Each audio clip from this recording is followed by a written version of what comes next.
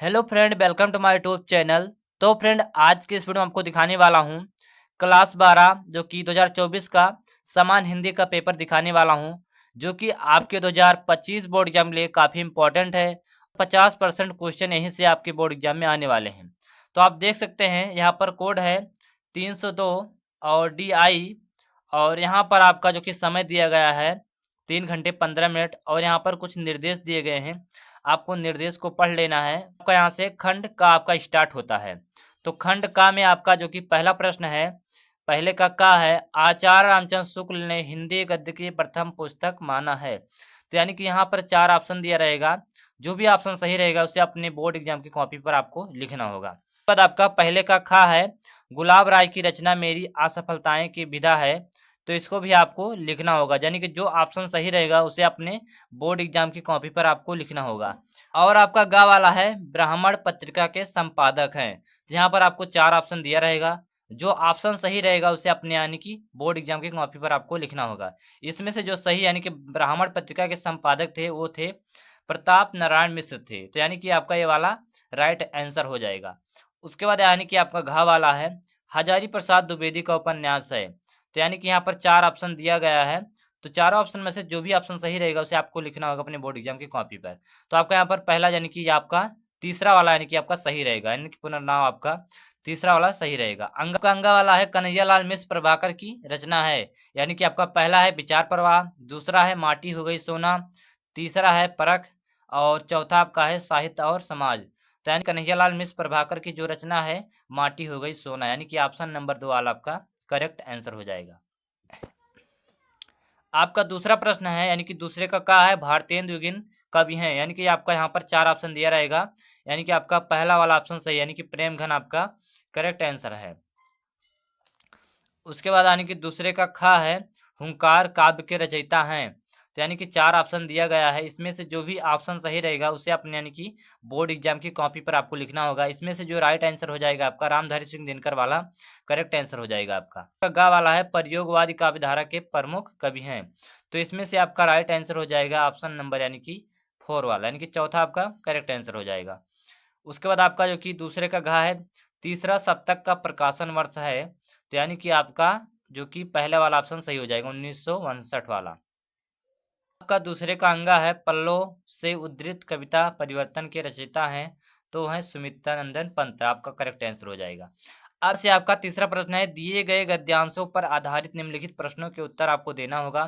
Total यहाँ से आपको 10 नंबर मिलने वाले हैं। यहाँ पर आपको गद्यांश दिया रहेगा, गद्यांश के नीचे यहाँ पर कुछ प्रश्न दिए रहेंगे, यानी कि इन प्रश्नों का उत्तर आपको इसी गद्यांश में से मिलेगा। बस आपको करना क्या है, गद्यांश को अच्छे से पढ़ना है।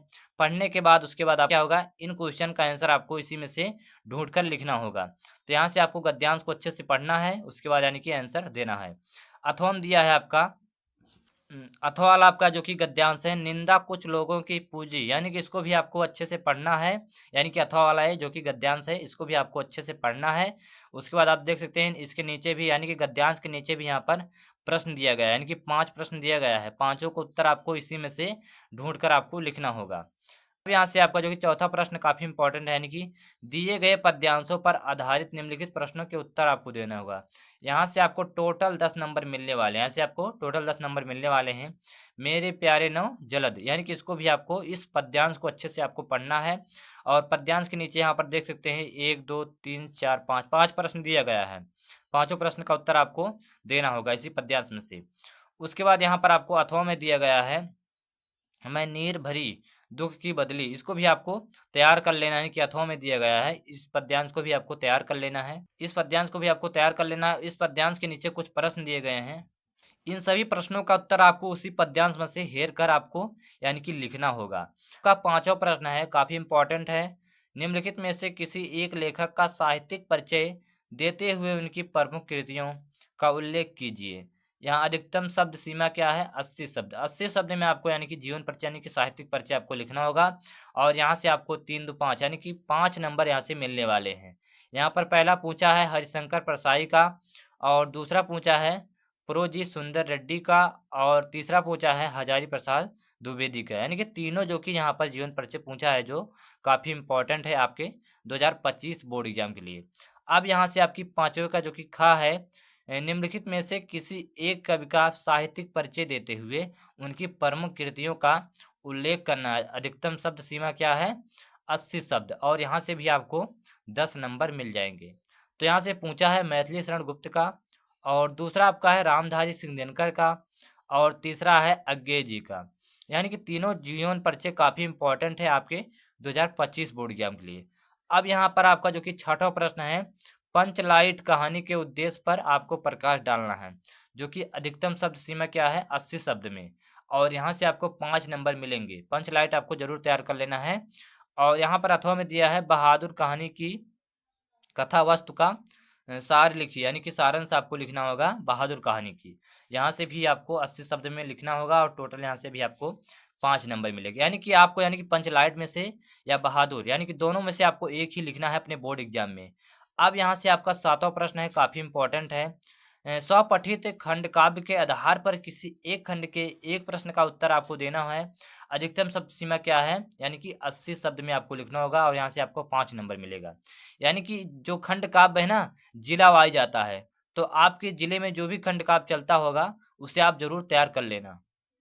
यहाँ से तो यहाँ से आप देख सकते हैं बहुत सारे यहाँ पर खंड काव्य दिया गया है, जो भी आपके जिले में चलता है उसको आप तैयार कर लेना यहाँ पर खंड काव्य। अब मैं आता हूँ जो कि खंड खा वाले में, खंड खा में आते हैं। यहाँ पर खंड खा में आ जाते हैं, और यहाँ पर 8वां प्रश्न इसका है। और यहाँ पर 8वां प्रश्न है, निम्नलिखित संस्कृत गद्यांशों में से किसी एक का संदर्भ सहित हिंदी में अनुवाद करना है, और टोटल यहाँ से आपको 7 नंबर मिलने वाले हैं। देख सकते हैं यहाँ पर जो कि संस्कृत में गद्यांश दिया गया है, इन सभी गद्यांशों को आपको हल करना है, यानी कि अनुवाद करना, हिंदी में अनुवाद करना है। जब तो आप यहाँ पर देख सकते हैं यहाँ पर जो कि गद्यांश दिया गया है संस्कृत में, और इसको यानी कि हिंदी में आपको अनुवाद करना है, और टोटल यहाँ से आपको 7 नंबर मिलेंगे।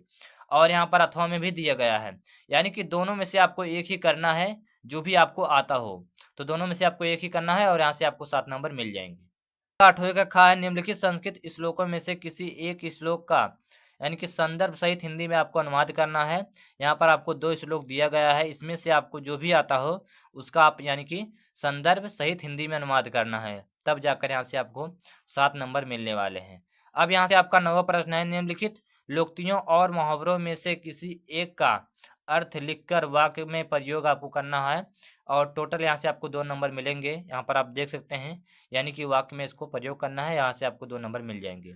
का 10वां प्रश्न है, अपठित गद्यांश पर आधारित निम्नलिखित प्रश्नों के उत्तर आपको देना है। यानी कि यहाँ पर आपको एक अपठित गद्यांश यानी कि इसी गद्यांश में से आपको तीनों प्रश्नों का उत्तर आपको देना होगा, तब जाकर यहाँ से आपको जो कि 5 नंबर मिलने वाले हैं। यानी कि 1 2 2 2 4 1 5 नंबर यहाँ से आपको मिलने वाले हैं। आपको इसी गद्यांश में से आपको इन प्रश्नों का उत्तर आपको देना होगा, तब जाकर यहाँ से आपको 5 नंबर मिलने वाले हैं। प्रश्न है निम्नलिखित आपके 11वां प्रश्न है, निम्नलिखित शब्द युग्मों का सही अर्थ चयन करके आपको लिखना होगा, तब जाकर यहाँ से आपको 2 नंबर मिलेंगे। आप देख सकते हैं यहाँ पर कुछ शब्द दिए गए हैं, इसको आपको सही करके यानी कि आपको लिखना होगा। आपका 11वें का जो कि खा है, निम्नलिखित शब्दों में से किसी एक शब्द के 2 अर्थ आपको लिखना होगा, और यहाँ से आपको 2 नंबर मिलने वाले हैं। उसके बाद 11वें का जो कि गा है, निम्नलिखित वाक्यांशों के लिए एक सही शब्द का चयन करके लिखिए, और यहाँ से आपको 2 नंबर मिलने वाले हैं।